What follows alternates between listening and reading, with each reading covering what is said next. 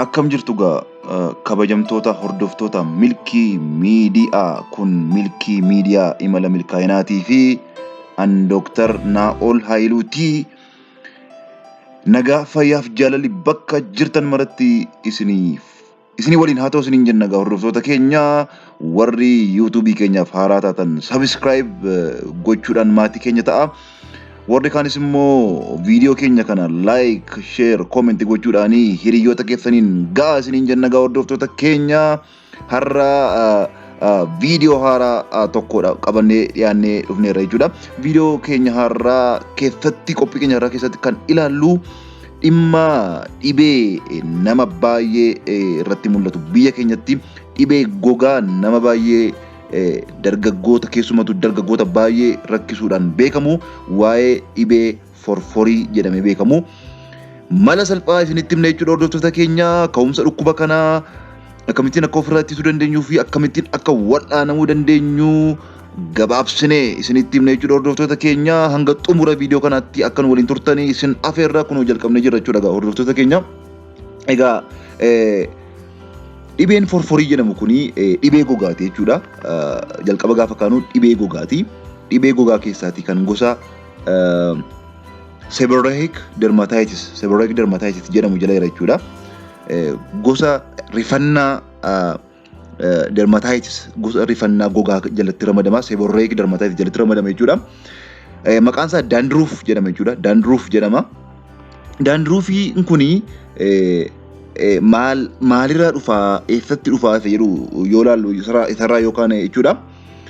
Naannoo nanna keenyarraati zayitiin uumamaa kan seebam jedhamu seebamiidhaanii badhaadhan gilaandoota xannachoonni seebamiidhaanii badhaadhanii zayitii oomishanii naannoo sana jaallate jechuudha. Naannoo sana noormaalii malaseeviyaa furfur jedhamu jechuudha. Uumamumaanii gogaa keenyarra hin jiraatan. Normally malaseeviyaa furfuriin infekti nu godha utuu hin taane uumamumaaniti gogaa keenya keessa jiraata jechuudha hordoftoota keenya. Malaseeviyaa furfuriin kuni gaafa haala hin beekamne wayitiin immuunitiin nanna keenya keessumaati fakkeenyaaf kan T-cell jedhamu depraved ta'ee yookiin immoo xinnoo dadhabu T-cell kan jedhamu dadhabu yookiin immoo hammi zayitii nanni keenya sun qaamni gogaan keenya oomishee baay'ee dabalu yookiin immoo compliment kanneen jedhamanii kan qaama ittisa immunity keenya wal qabatanii gaafa isaanii jijjiiraman jechuudha. Malaseeviyaa furfuriin kuni isa sila noormaaliin waliin jiraataa jiru gara dhukkubaa fiduutti jijjiirama yookiin immoo paatoojenik ta'a jechuudha. Sila noormaal filooraadhaa paatoojenik ta'a jechuudha. Deebi'ee dhukkuba fiduutti jijjiirama jechuudha. Kan biraan immoo qorichoonni tokko tokkos akka kun ta'u gochuu danda'u jechuudha. So malaseeviyaa furfuriin kun jechuudha immunity change keenya kana wajjiniin ta'eetu dandruufii yookiin seborrheic dermatitis yookiin immoo dandruufii yookiin immoo dhibee forforii jedhamu kana fidaa ka'umsi isaa kana jechuudha hordoftoota keenya. So ka'umsa kana waan ta'eef dhugaa dubbachuudhaa fi guutuutti ittisuun hin danda'amu jechuudha. Dhibee kana almost ittisuun hin danda'amu jechuudha. Ittisuun hin danda'amu jechuu dandeenya jechuudha dhibee kana. Maaliif akkaataan itti dhufu haala hin beekamneen jijjiirama immuunitii keenya irratti mul'atu waan ta'eef kana goonee ittisna wanti jedhamu hin jiru jechuudha qabatamaadhaan jechuudha hordoftoota keenya. Kan hordofuutti jirtan Milkii Miidiyaadha. An Dooktar Naa'oliidha. Warri yuutuubii keenya faaraa taatanii sabiskiraayib gochuudhaan maatii keenya ta'a. Warri kaan viidiyoo keenya laayik, sheer, kooment gochuudhaanii warra biraadhaan ga'a isiniin jenna. Kan ilaalaa jirru waa'ee dhibee forforiiti jechuudha hordoftoota keenya. Egaa amma ka'umsa isaa ilaalleerra. Ka'umsa isaa irraati dabarree immoo yoo mallattoo isaatti dabarre jechuudha. Mallattoon isaa maaloodha?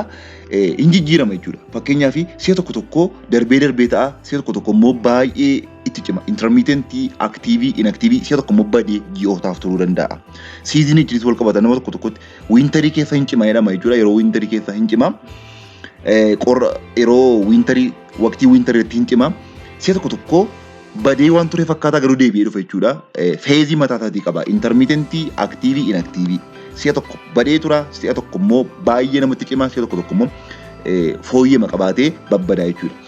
So akkas ta'ee maal ta'a gaafa dhufu sana keessumaa kan inni irratti mul'atu dandruuf inni jedhamu kun amma akkuma isiniin jedhe Sila seborreek dermataayitisii jalatti ramadamaa isiniin jedheera dhibee rifannaa gogaa keenya jalatti ramadamaa inni jalaati daandiruufiin isa xinnaadha jechuudha. Forforii inni jedhamu kun dhibee salphaadha jechuudha.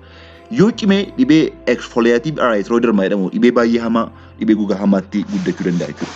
Garuu inni nuun ilaalu waa'ee forforii daandiruufiiti waan ta'eef waa'ee daandiruufii haasofna. Daandiruufiin yeroo baay'ee kan inni mul'atu maal irratti jechuudha iskalpii keenya yookiin immoo rifeensa mataa keenya mataa wajjin wal qabateeti jechuudha. Garuu normaalii fuula irratti illee laphee keenyaaf duuda keenya irratti illee mul'achuu danda'a baay'ee jechuudha. Seborreek dermaatitis sana jalatti ta'e jechuudha.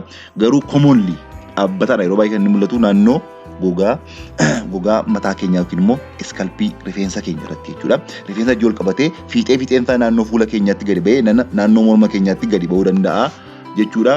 Mallattoon isaa hin gubaa baay'ee hooqsisaa nama hooqsisa amma hin gubaa mataan namaa immoo hin harca'a jechuudha. Gaafa namni filatu fa'a wanti adiin ciccitaa gogaa fakkaatu harca'uu iskeelingii nama hooqsisu amma baay'ee nama gubuu jechuudha. Kun mallattoo isaa beekamaa jechuudha kan forforii jechuudha. Isa booda mallattoo isaa erga ilaallee mallattoo isaaf ka'umsa isaa ilaallee jechuudha amma. Mallattoo isaaf ka'umsa isaa erga ilaalleeti waa'ee ka'umsaa irratti ittisuun almost hin danda'amu jechuun hin danda'amu jechuudha dhibee kana. Maaliif akkaataan itti dhufu akkaataa itti hin beekamneen immunity change'idhaanii malaseeviyaa furfuru fangasii jedhamuun immoo isaa wajjiniin ta'uudhaan jechuudha kan inni namatti dhufu jechuudha. Amma gara kan ilaallu gara wal'aansaa ilaalluutti deemna jechuudha. Hordoftoota keenya kun milkii miidiyaadhaan Dr. Naa'oliidhaan waliin tura gara wal'aansa isaatti deemna jechuudha. Amma wal'aansa isaa keessatti gorsoonni tokko fakkeenyaaf maal jedhama gaafanni baay'ee namatti cimeeruu dafanii qoricha isaa fudhachuun qoricha isaa sana dibachuun qoricha dibamu sana dibachuun baay'ee barbaachisaadha jedhama jechuudha. Tuunni baay'ee namatti cimee jiru fudhachuu qoricha sana fayyadamuun barbaachisaadha jechuudha. Kan biraanii baay'ee dhibee kana addunyaa keessatti nama 100 nama 20tu qaba jedhamee yaadama jechuudha. Dhibee forforii jedhamu kana nama 10 nama 2 yookiin immoo nama 100 namni 20 dhibee kanaan hubamaniiru jechuudha. Irra caalaa immoo dhiira irratti hammaata. Umuriidhaan immoo umurii 15 hanga 40 gidduutti jechuudha irra caalaa kan hin hammaatu. Egaa qorichoonni fayyadamanii yeroo baay'ee qoricha dibamanidha jechuudha. Commonly percentage 90 olii qorichoota dibaman. Qoricha dibaman kuni qorichoota farra fangasii dibamanii keessumaa keetokonaazalii, shaampuu isaa, kireemii isaa, jeelii isaa warra dibaman sana akkaataa itti qoricha sana irratti barreeffame seeraanii keessumaa yeroo inni baay'ee nama gubaa jiru seeraan dibachuudha jechuudha qorichisaa. Namoonni baay'een isa hin dibatu garuu ittiin fooyya'u akka ittiin fooyya'amne itti himu jechuudha. Isa hin fooyyofne sana maal godhuu hakiima bira deemanii hakiima mari'atanii isteeroid warra jedhamanii isteeroidii warruma haayidrookortisoonii jechuudha yeroo gabaabaadhaaf riiskii intalii qaba waan ta'eef yeroo gabaabaadhaaf isteeroidii isa dibamu isaa fayyadamuuni warra antii fangasiidhaanii qorichoota farra fangasii shaampuudhaan itti fooyya'uu dideedhaa fi isteeroidii dibatamuu hakiimii wajjin haasa'anii fayyadamuuni murteessaadha jechuudha. Isarra baay'ee kan darbu taanaan immoo qoricha liqimsamu fulkonaazolii farra fangasii ta'e qoricha liqimsamu inni hakiima ispeeshaalistii dhibee gogaa mari'achiisuu barbaada. Siistemik fulkonaazolii qoricha farra fangasii dibamu fayyadamuu jechuudha. Gabaabatti dubbachuudhaaf irra deemne sadarkaa 3 jira. Sadarkaa tokkoffaanii qoricha farra fangasii dibatamanii faarmaasii irraa bitanii fayyadamuu. Inni lammaffaan qorichoota isteeroidii jedhaman dibaman fayyadamuu. Inni sadaffaan immoo qoricha liqimsamu farra fangasii fayyadamuudha jechuudha. Hordoftoota keenya waan amma ammaatiin wajjin turtanii fi galanni keenya guddaadha. Amma viidiyoo kan biraadhaan deebinee wal agarruutti nagaanuu ta'a. Gaaffii kan biraa yoo qabaattan immoo koomentiidhaan yuutuubii keenya kana jalatti koomentiidhaan nuu ka'a. Fayyaa ta'a galata.